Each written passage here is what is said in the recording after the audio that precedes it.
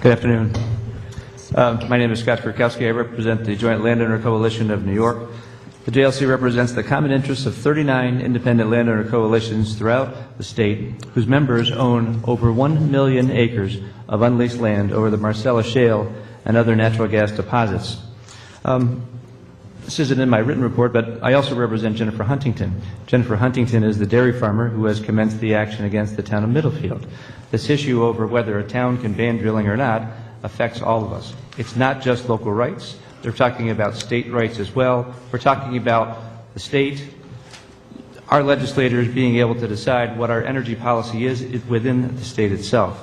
And by the way, the Farm Bureau is also with us in that case. They believe, just as we do, that those decisions should not be made at the local level, that those decisions should be made by the experts and the career professionals at the DEC. In addition, over 40 towns in the southern tier have signed a resolution which all say that they believe that they should not be passing moratoriums against gas in their towns, and that those decisions, again, should be made at the state level. They believe that because they understand that if we're allowed to have gas drilling decided on by a 3-2 town board vote, that we're not going to be able to move forward in this state. We're not going to be able to have an effective energy policy as we move forward. And in fact, this morning, Tim Weitzel, the president of the Association of Towns, addressed you. Tim Weitzel is the supervisor of the town of Binghamton. His town voted on one of those positive resolutions, and Tim was also one of those people that voted for that positive resolution. This morning I submitted the JLC's written comments to the DEC's high-volume hydraulic fracturing proposed regulations. We are hopeful that after 4 years the DEC will complete its regulations and the SGAS so that permits for drilling in New York in their shale resources can begin. Now, and we've heard this many times today, natural gas is not a perfect fuel, nor is its development risk-free. But natural gas must be viewed in context with all of our other energy choices, just as Mr. Furman was just talking about. Japan experienced a devastating nuclear accident in its Fukushima nuclear power plant. The Japanese government announced that it will make its country nuclear-free by the 2030s. We know that someday we will need to replace the power generated by the Indian Point nuclear power plant. What's the plan to do that?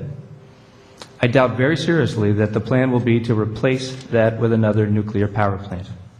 Suddenly, I'm hearing many people singing the praises of coal. Why is that? In my view, there are people who simply do not want to see change in their communities. For many, the known devil is better than the unknown angel.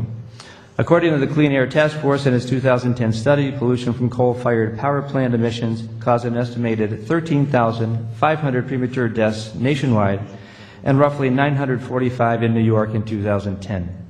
The total cost of health problems related to coal plants is more than $1 billion a year in the United States. And what true environmentalist would ever argue for the continued destruction of our country's mountaintops to support coal mining? Renewable energies, they are coming. They're coming along, they're getting better all the time, but they are still not ready to support our energy needs. For now, they require massive government subsidies to survive, and renewables cause vast surface disruption. Entire mountain ranges are rendered useless by wind farms. Now, there was a time when I'd be driving up to the Adirondack with my children, and we would think it'd be kind of neat. Except now that we're seeing more and more wind farms and more surface disruption and the inability to use those giant mountain ranges within New York because of wind farms, we understand what this is about. What we don't understand is what will the consequences be in 50 years when the companies that put those wind farms up today are no longer here anymore. Have you been to the St. Lawrence River and seen the wind farm on Wolf Island in Lake Ontario? Do you know how many more of those wind farms will be needed to support our energy needs? But natural gas is a temporary disruption, and what is left, according to the DEC, is a production pad of 1.5 acres for a multi-well pad. Now, the New York Public Service Commission recently came out with an order instituting proceeding and establishing further procedures. That was issued November 30, 2012. And in there they made some very important observations. I think we heard this morning that we're only hearing from the governor and the DEC in their view, but the Public Service Commission is now weighing in on these issues. And here are some quotes from that order. Natural gas is cleaner than other fossil fuels used for home heating. Under current price conditions, the typical homeowner who converts from number 2 oil to natural gas could save about $1,300 per year. Use of natural gas that displaces oil or coal consumption will result in lower overall emissions. That's climate control. We have to address climate control. And our Public Service Commission is telling us that the conversion from coal to natural gas will reduce our emissions. Expanding the availability of natural gas also is likely to have important implications for economic development and the job market within New York. There were questions this morning about whether there have been independent studies upon economic issues. Well, now we at least know that the Public Service Commission believes that there will be economic development and jobs from natural gas. I'll tell you, we have in Windsor, New York, and Broome County, we have the Dunbar compressor station that services the laser pipeline. Let's see if this has ever happened to you. In Windsor, the Windsor school taxes have gone down this year by 5%, even though their school budget has gone up. It's never happened in my school district. But it happened there because the Dunbar compressor station has a $26 million assessed value. Now, we're not even open for business in New York. We're talking about bringing gas from Pennsylvania into New York. One small example of how we're going to have tax reduction from the process of natural gas. We know that there is a gas on production at the local level. That process will be continued and repeated over and over again as we see development. Furthermore, let's throw out the studies. Let's talk a little bit about what's going on in Binghamton, New York. We have this unique perspective because we are right on the border. We see what's going on in Pennsylvania. We see what's going on in our state. Many times people that I represent can hit gas wells with a rock from their property in New York, but they're going on in Pennsylvania. So this is what's really happening in the southern tier. Our airports are busier than they ever have been. That's true in Elmira Corning. That's true in Binghamton. Our hotels are busier, but they're busy because we see a lot of white pickup trucks outside, and there's a lot of activity that's going on there. Talked to the hotel owner of the Binghamton Holiday Inn, and he's someone who is talking about these benefits on a constant basis. Friends of mine, I've got one friend that lives down the street from me in the town of Maine who has a tree service. He is busier than ever, and he's employed 10 people from Binghamton who are going down with him into Pennsylvania because they have got a tremendous amount of work there in Pennsylvania. My secretary, her husband's a former, or actually a current Assembly of God minister, out of work. He was working for a window company, but he received an offer to go to Ohio to work for a seismic testing company. They offered him a full year's salary in advance to go to Ohio. He's not working. It's an offer he can't refuse. Those stories are being repeated over and over again, but they're not stories about people working in Binghamton or working in Broome County or other parts of the southern tier.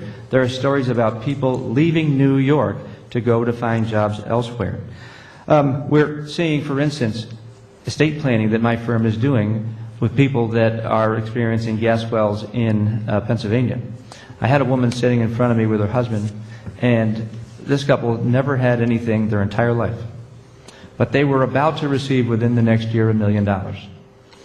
The very first thing that they said is that we want to give 10% to our local church and 10% to our local charity. Amazing.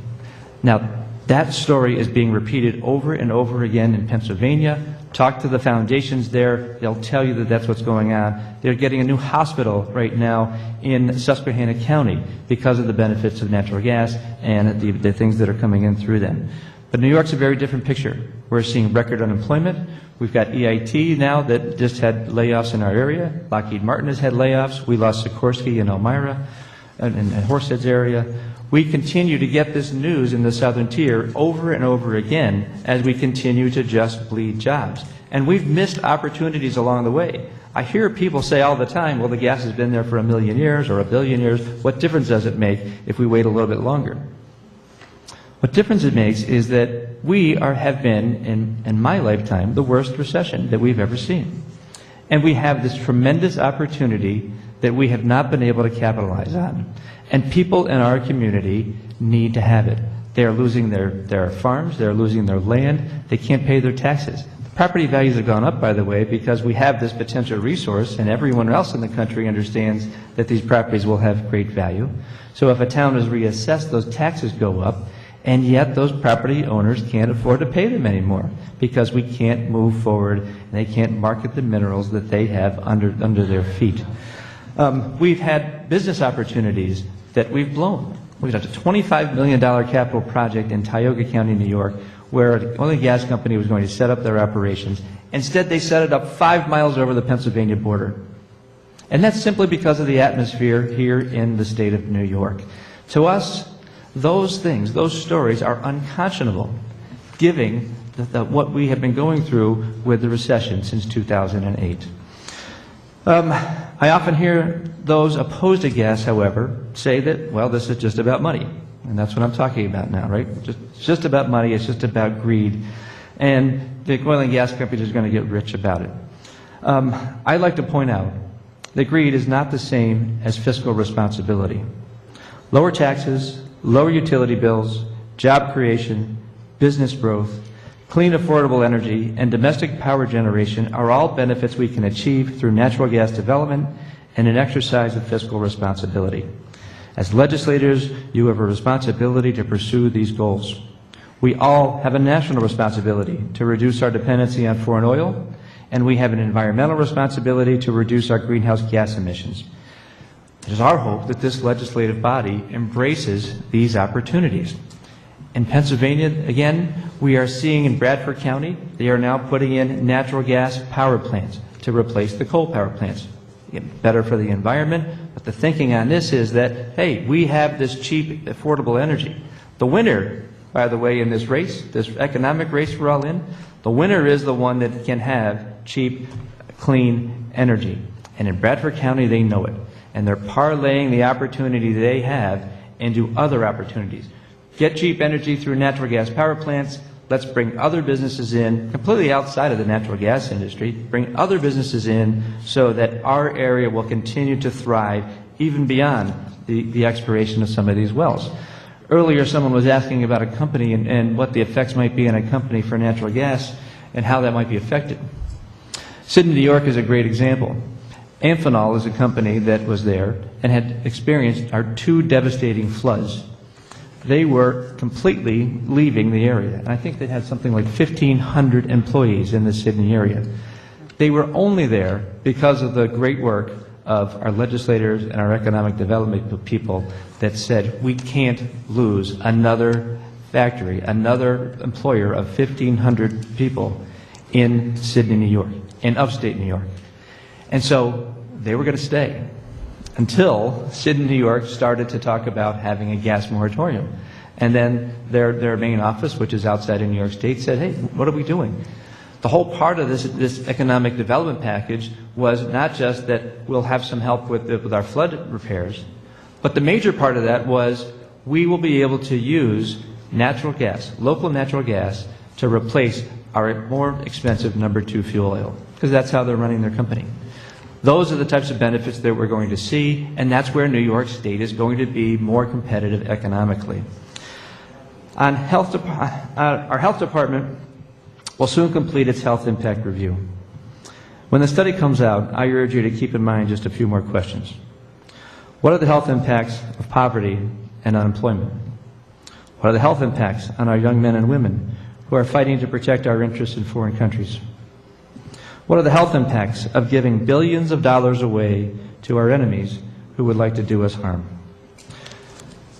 We need to examine all of these issues. We need to examine the different energy sources. We need to examine how we're going to get to renewables as a greater source of energy.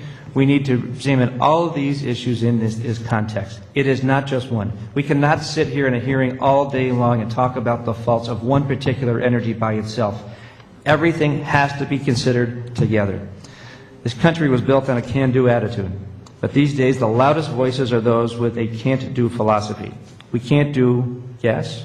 We can't do wind. You know that there's opposition to windmills.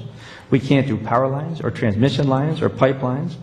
And those can't-doers keep us in constant gridlock, unable to recognize an opportunity right under our feet. Please do not join those voices. Let's make a difference. Let's be part of the solution for for the good of our communities, for our state, and our nation. Thank you.